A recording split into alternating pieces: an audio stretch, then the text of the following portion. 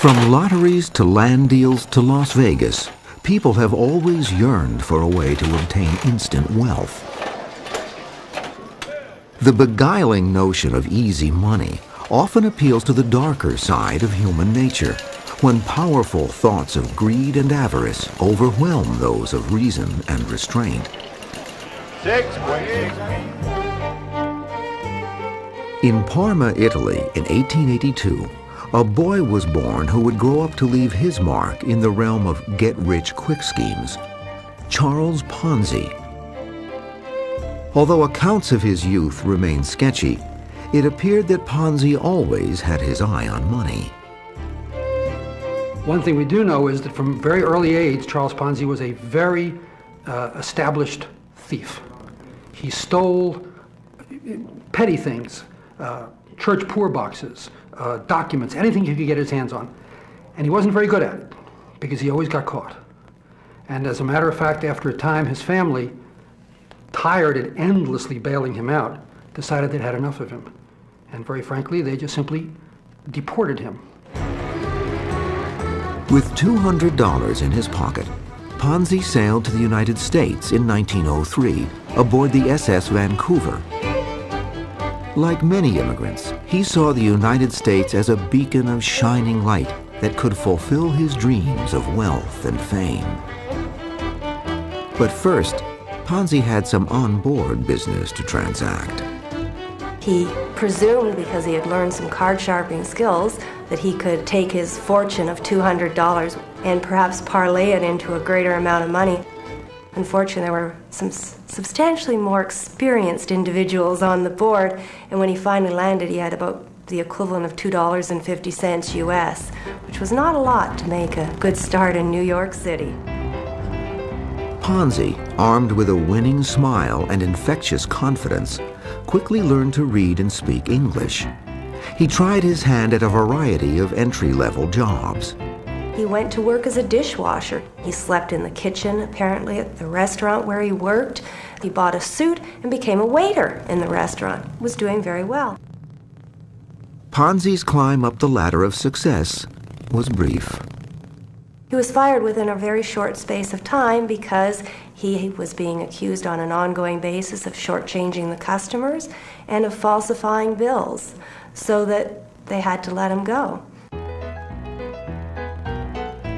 Despite his early difficulties in the United States, Ponzi remained convinced he would one day amass a great fortune.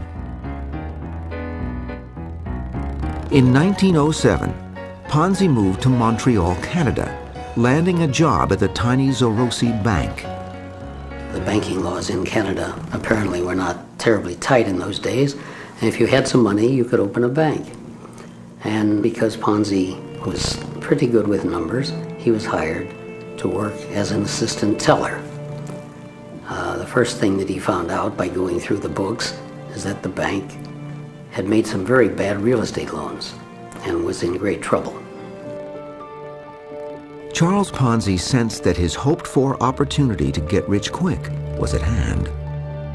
With the help of an acquaintance, Ponzi developed a plan to take over the Grozier Bank.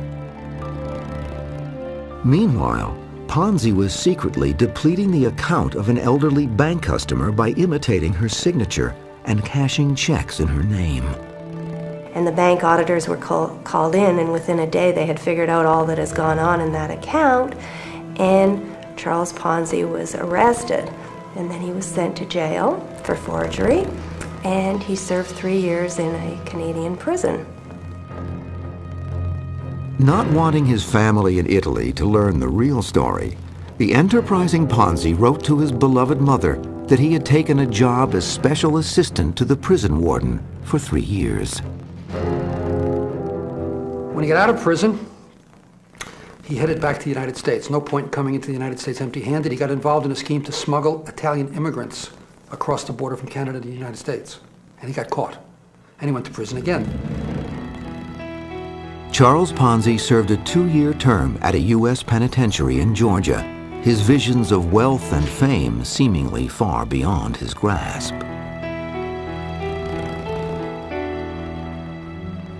Upon his release in 1918, Ponzi made his way to Boston, Massachusetts, where he met and married Rose Gnecco, also an Italian immigrant.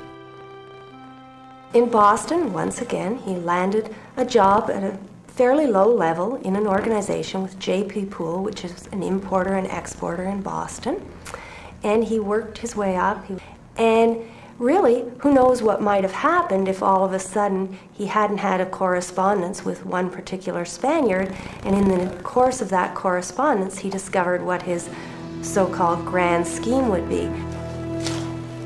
It was a simple 1-cent item that Ponzi saw as a $1 million miracle: the postal reply coupon. As America stood at the brink of the 1920s, it faced a time of great promise and wild financial speculation. Although prohibition had literally dampened spirits, the business world was booming, and there were untold riches waiting for those willing to take the risks. 1919, the United States felt full of itself. We had won the Great War. We had saved European civilization. America was confident, and the American working man felt that for the first time he was significantly participating in American success, in American growth. It was a big change. In Boston, Italian immigrant Charles Ponzi had been searching for his way to participate in America's success. In November of 1919, Ponzi, small in stature but big in dreams, determined that postal reply coupons could be his mother lode. In 1907, an international postal congress had agreed to issue postal reply coupons throughout the world. The bearers could redeem these international coupons for postage stamps in their local country. This was to address a real problem. Immigrants who came to America could afford to buy stamps. The relatives who stayed home could not. So this was a way to allow relatives back home to write back to the family in America. Vice-like pressures of inflation and depression were ravaging post-World War I Europe, but the U.S. dollar remained strong. Ponzi saw an opportunity with postal reply coupons that, properly exploited, could result in great wealth. Ponzi realized that if you went to a European post office with American dollars and bought postal reply coupons and then brought them to this country and cashed them in, you got U.S. postage many times more valuable than the U.S. money you spent for them. It was a legitimate opportunity of what we might call arbitrage. And this was the premise. Ponzi believed that for every dollar of postal reply coupons purchased, he could earn $5 when he redeemed them for stamps.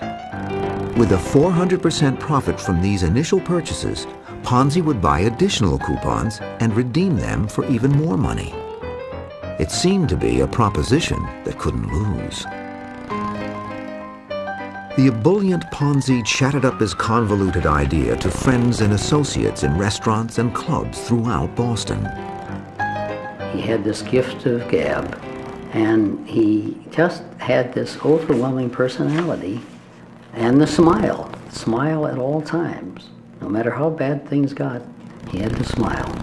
He seemed to glitter. He seemed to sparkle. He had an immense air of supreme confidence about himself. He really thought he was very special, and it just shows.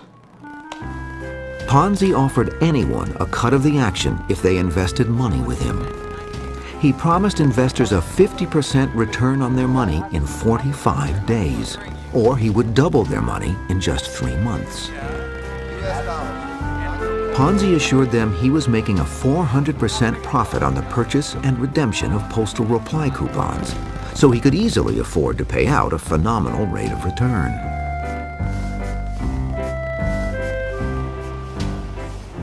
In November of 1919, Charles Ponzi opened the Securities Exchange Company, or SEC, in a cramped and dingy office in downtown Boston. One of the people Ponzi became closely involved with was a furniture dealer named Daniels. When he opened his office, he had to have some furniture. Daniels gave him the furniture free of charge because Ponzi had no money to pay for it. A few risk takers took a gamble on Ponzi's deal. True to his word, Ponzi paid them their principal and interest as promised. I convince you somehow to give me $100, telling you that in a short period of time I'll give you back 200. And when the time comes, I do give you 200. You're going to do two things. First of all, you're going to tell everybody you know about it. And secondly, you're going to give me back the $200. That's exactly what his investors did. Although word of this amazing offer spread quickly, Ponzi engaged sales agents, including his uncle who also invested, and paid them a 10% commission for every investor dollar they brought to the SEC. Ponzi himself would deal with the complexities of buying and selling postal reply coupons. All his investors had to do was hand over their money, and in exchange they would receive a note promising them a return of principal plus interest in 45 or 90 days. Ponzi couldn't print them quickly enough. By February of 1920, Ponzi's SEC had received $5,000. Ponzi happily accepted money from all comers, including $800 from his wife, Rose. By March, more than 100 people had invested almost $30,000. But Ponzi owed these investors more than $45,000 in principal and interest. Fortunately for Ponzi, when the notes came due, most depositors kept their money invested to accrue even more interest. At first, Ponzi's clients were mostly Italian immigrants, but as the good word spread, many others rapidly joined the growing crowds.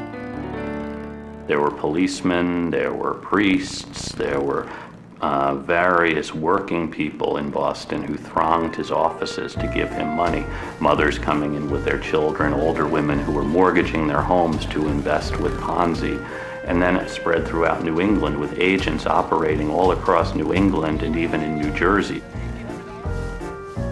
The smooth and self-assured Ponzi had a ready answer for every doubt or question. The effervescent Italian was able to convince even the most skeptical investors with his snappy patter.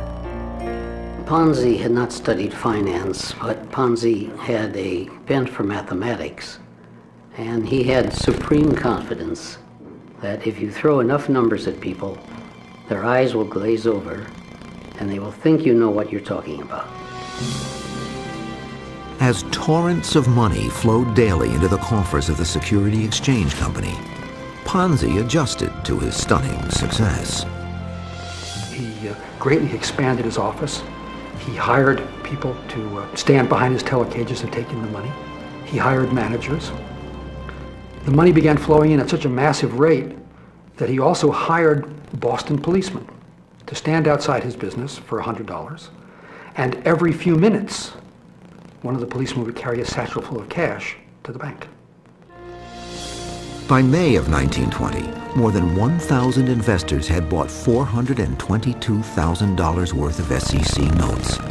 With this cash in hand, Ponzi launched his next scheme. What he did was that he began depositing these huge sums of money that were coming in one particular bank in Boston, Hanover Trust. And his thinking was very simple. When I get enough of my own money deposited in that bank so that I am by far the majority depositor, I'll simply inform them that either they make me the head of the bank or I'll withdraw my deposits and the bank will collapse. Through these clever manipulations, Charles Ponzi received a controlling interest in the $5 million Hanover Trust Bank for less than $200,000. It was an astounding accomplishment for an ex-con who had been virtually penniless just 6 months earlier. Ponzi's young company had taken in $3 million by July, but owed investors $4.5 million.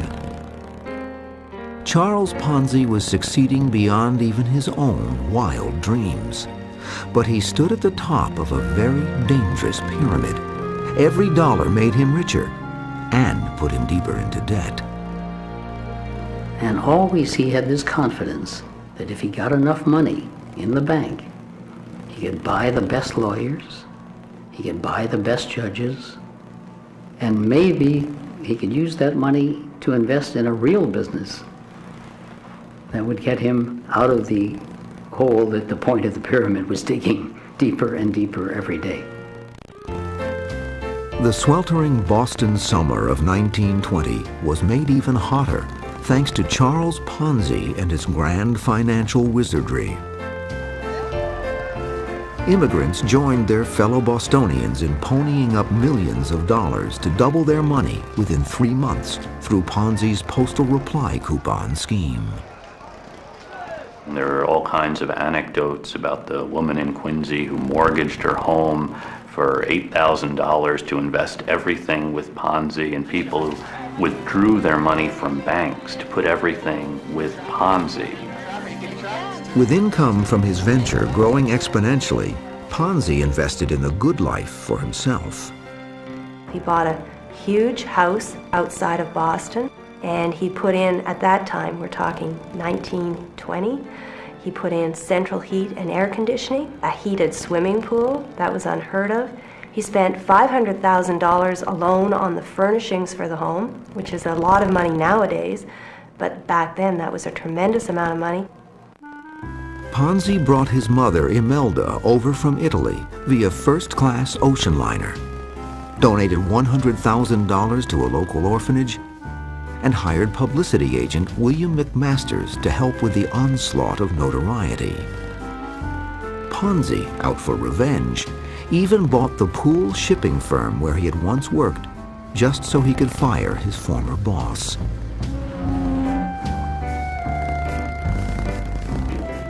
But with every dollar Ponzi took in, the mountain of debt he owed his fanatical investors kept growing.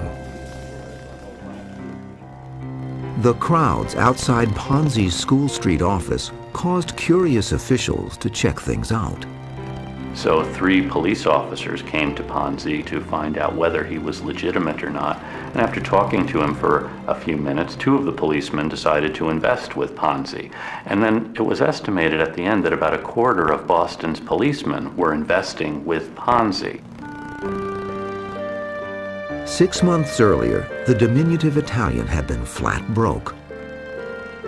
Now, Charles Ponzi was basking in his newfound celebrity, swarmed by mobs of cheering fans wherever he went. In the Italian neighborhoods of Boston, he was a god. Ponzi was the image to them of everything they dreamed of. He had achieved this immense success. Not only that, they were all profiting immensely. Their money was being doubled. Somebody asked a member of the crowd about who was a very important person in America, and they answered Charles Ponzi. And he was there, and he said, well, what about Columbus? And they said, well, Columbus discovered America, but you're the man who invented money. And that was the way they felt about him. He was idolized. The first chink in Ponzi's financial armor arose when J.R. Daniels, the furniture dealer who had helped start Ponzi's business, came back into the picture.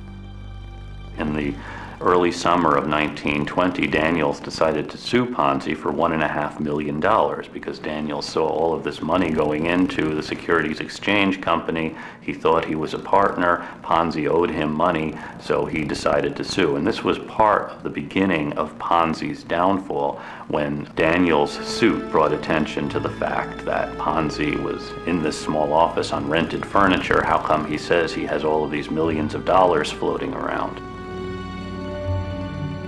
Although Daniels' claim was more sour grapes than a legitimate beef, an article about the suit published in the Boston Post brought a swift reaction. There was a run on Ponzi's Securities Exchange Company as some investors clamored for their money. One way Ponzi stopped the runs was by simply giving the money back. He could say, I can give away $200,000 a day and it doesn't hurt me. And this then would stop the run as people would say, look, he's giving the money back, and more people would line up to try to invest. Both the Commissioner of Banks and the Attorney General of Massachusetts had heard about Ponzi's company and sent some men to investigate.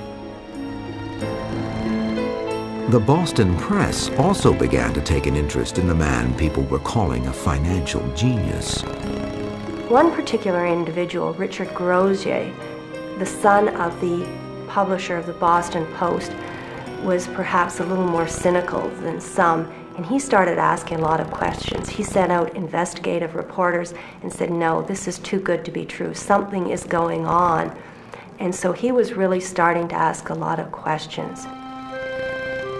But on July 24, 1920, a surprisingly positive Boston Post article profiled Ponzi and his money-making machine. As a result, hundreds of people jammed the offices of Ponzi's SEC to invest.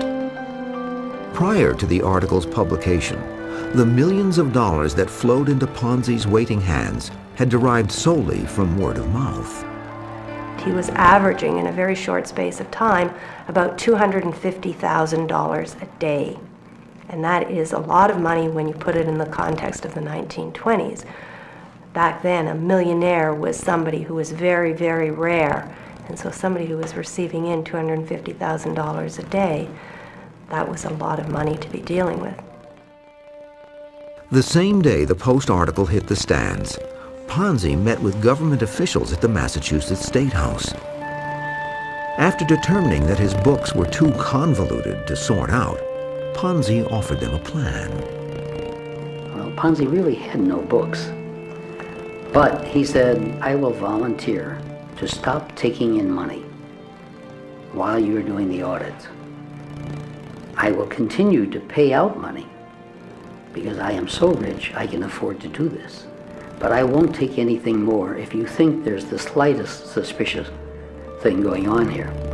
And they said, well, okay, that sounds all right to us. So they did not close him down immediately. In the meantime, Ponzi had been developing a new scheme that might free him from his looming predicament.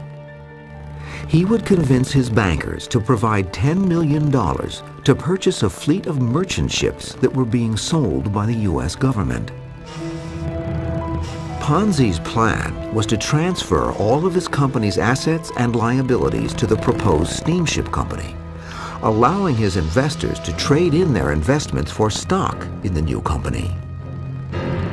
Ponzi's plan failed to impress the bankers, and the scheme never materialized. By July 26th, the Boston Post had dug deeper into the dapper Italian's fuzzy financials and ran the first in a series of negative articles about Charles Ponzi and his SEC. They contacted Clarence Barron. He was the Wall Street publisher that put out Barron's paper.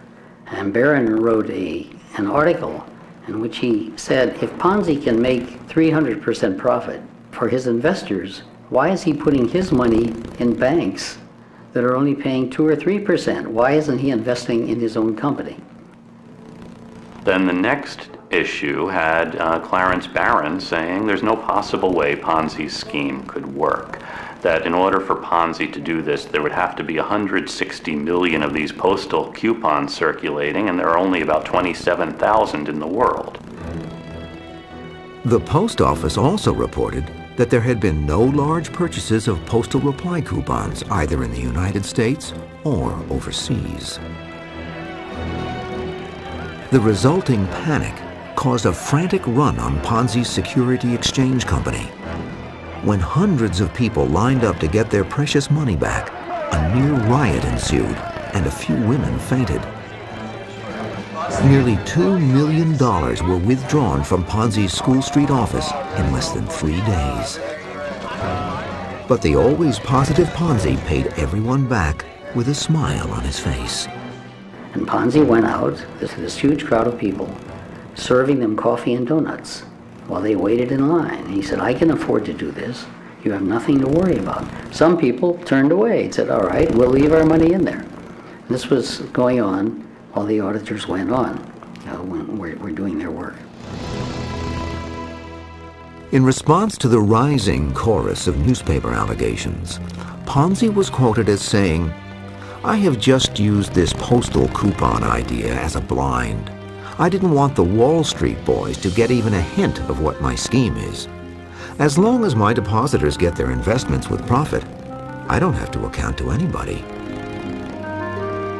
Though Charles Ponzi maintained his exuberant demeanor, the noose seemed to be tightening.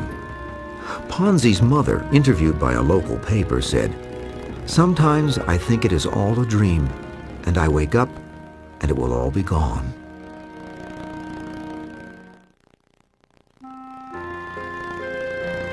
In July of 1920, Boston was abuzz about Italian immigrant Charles Ponzi, who had attracted thousands of investors based on high interest rates and an international postal coupon scheme.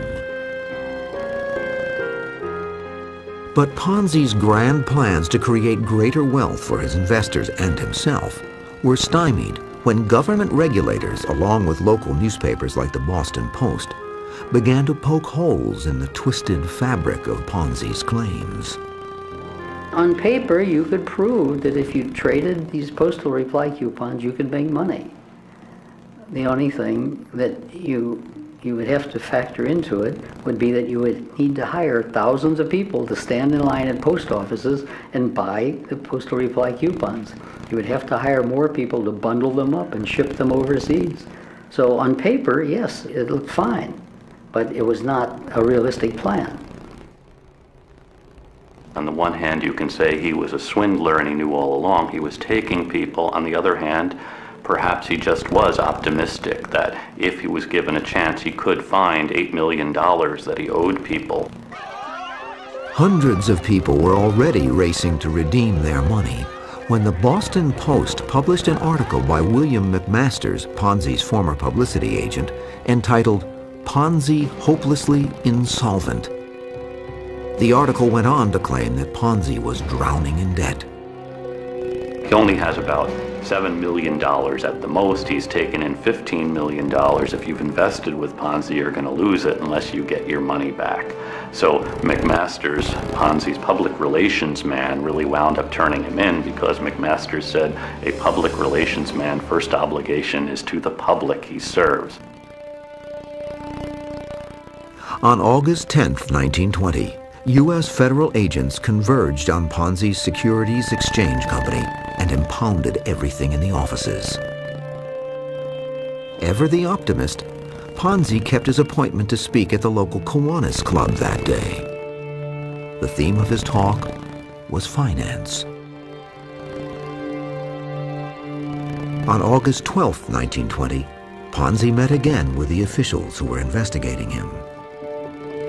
The authorities were there, his books were being examined, and Ponzi, graceful to the end, finally said to them, "Are you telling me, gentlemen, that I am insolvent?" And they replied, "Yes."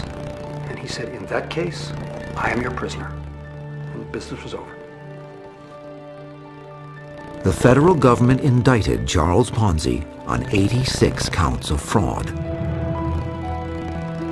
The authorities also shut down the Hanover Trust Bank, where Ponzi had a controlling interest. It was interesting when they went into the office to arrest him. The mob there virtually attacked the arresting agents. They were very upset. This was their hero. This man was inventing money for them. They all had visions of America providing them with their dream, which was to become wealthy. As it turned out, Ponzi never purchased any postal reply coupons. But nearly 17,000 investors had plunged more than $10 million into Ponzi's coffers within an 8-month period. At that time, he owed $15 million, but that was in 1920 terms. $10 million in 1920 might be worth $250 million today. I mean, $250 million. There were heart-rending accounts of investors who stood to lose everything. A World War I veteran with tuberculosis had hoped to take his Ponzi earnings and recuperate in Arizona. One woman invested the $1,000 her family had received when her husband lost a leg in an industrial accident. One young couple had deposited $4,600 with the dream of using the profits to buy their first home. Holding a worthless Ponzi note, the bitter husband remarked, "Guess it's a doghouse for us now." Charles Ponzi went to trial in the fall of 1920. On November 1st, he pled guilty to a federal charge of using the mails to defraud and was sentenced to 5 years in prison. Ponzi's wife, Rose, fainted when the judgment was announced. Ponzi was sent to Plymouth Jail, where he sent letters to many of his investors, writing that he hoped the recent miscarriage of your investments would not mar the spirit of the Christmas season. Many investors wrote back to the man who had so happily taken their money. Some of it were absolutely scathing. "You've stolen everything I had," calling him probably every name in the book. Some were very consoling and sympathetic with him and admiring, even saying what a great man he was. And he even received money. People would send money so that he could invest it when he got out. There were still believers out there. Ponzi served 3.5 years and was released in 1924 to face a Massachusetts state trial. Ponzi was convicted and sentenced to a 7 to 9 year term.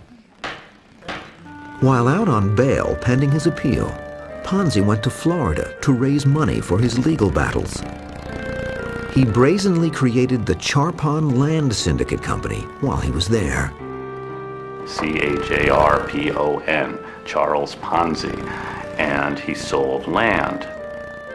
The only problem with the land was most of it was underwater, and he was selling this to investors. The newspapers in Florida realized that he was the same Charles Ponzi who had pulled this big swindle. And he was indicted in Florida for fraud, and he skipped out and went to Texas. After a failed attempt to escape by ship, Ponzi was returned to Massachusetts to face his lengthy prison term. While befuddled government officials attempted to sort out his unconventional accounting methods. It took them years. And when they were finished, they had to admit that although they had determined that some significant sum of tens of millions of dollars must have passed through the scheme, they couldn't ever establish how much it was. In 1931, a bankruptcy court determined that the insolvent Ponzi still owed his remaining investors more than $2 million. Many depositors received just pennies for every dollar they had so trustingly invested. Some wishful thinkers, believing that Ponzi would one day make them whole, held on to their SEC notes and received nothing. They were convinced that the whole thing was some kind of terrible mistake, and he would get out of prison and he would give them back their money. To this day, I'm sure someplace in Boston homes, in an attic, there are old Ponzi certificates still waiting to be cashed in. They couldn't believe he wouldn't pay them. Ponzi walked out of prison for the last time in 1934.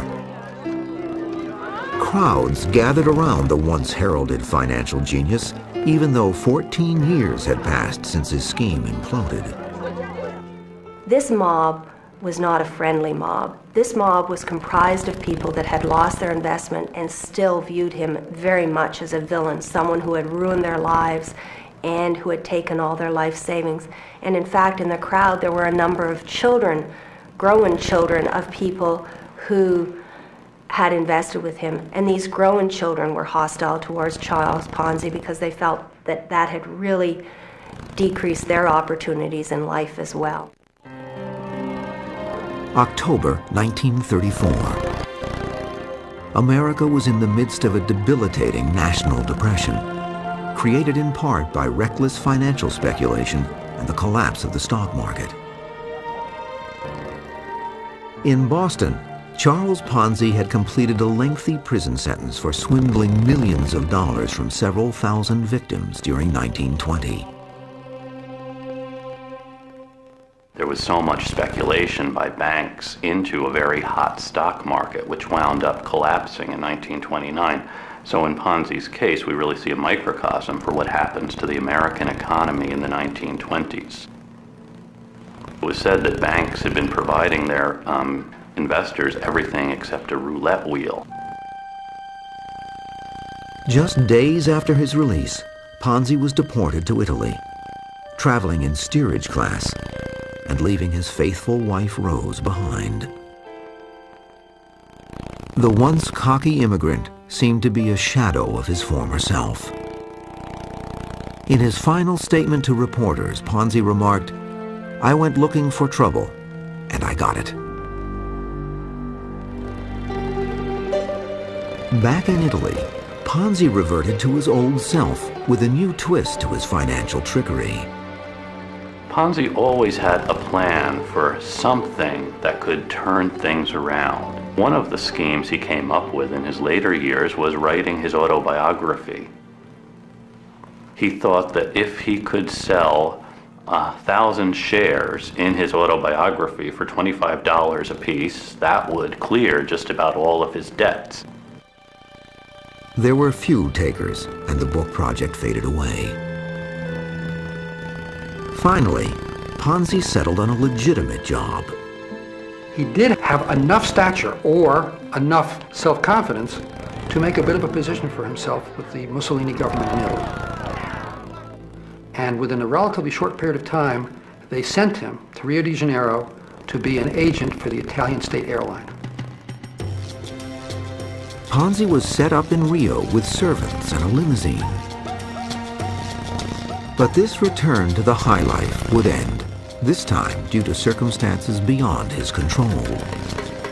The authorities in Rio began to find out that diamonds and minerals from Rio were being sent out on this plane back to Italy because World War II was coming on. And these were strategic minerals that could be used by the Italians. So they cut off the fuel supply to the airline. Now Ponzi is now in Rio with no job because the airline is out of business. Charles Ponzi spent the last days of his life in the charity ward of a Rio hospital.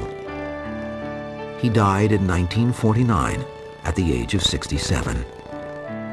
And when he died, the only thing on his bedside table of any consequence was an unpublished manuscript entitled The Rise and Fall of Mr. Ponzi. At the time of his death, Ponzi's estate was valued at less than $100, just enough to pay for a pauper's funeral. Although its namesake passed away, the legacy of the Ponzi scheme lives on. A similar fraudulent money-making operation reared its head recently in a tiny foreign country. The entire government of Albania collapsed just 2 years ago because there were so many Ponzi schemes going on and so many government officials letting them go on because the government officials had invested their money in them. In 1993, a modern-day Ponzi named John G. Bennett created the Foundation for New Era Philanthropy. Bennett convinced numerous charities and nonprofit organizations to invest with his foundation, promising to double their money in 6 months with matching funds allegedly donated from a variety of wealthy benefactors. By the time Bennett's scam was uncovered, organizations including Harvard University, New York's Metropolitan Opera, and the Special Olympics lost more than $100 million. After Bennett was sentenced to 12 years in prison, he claimed that his desire to do God's work had made him delusional. Today, the internet is a fertile home to thousands of get-rich-quick plans and surefire money-making schemes. And just about every single day, some willing participants are swindled. You may wonder what moves a person to choose to invest. And the first thought, of course, is, well, there must be greed. But what moves these investors is actually something else. And at the very basis of it, I think, amazingly, is a fear of looking foolish. If I invest and it isn't legitimate, I'll lose my money. But if I pass this by and it is legitimate, I'm going to look like a fool. The Ponzi scheme has achieved a certain infamy in the world of finance.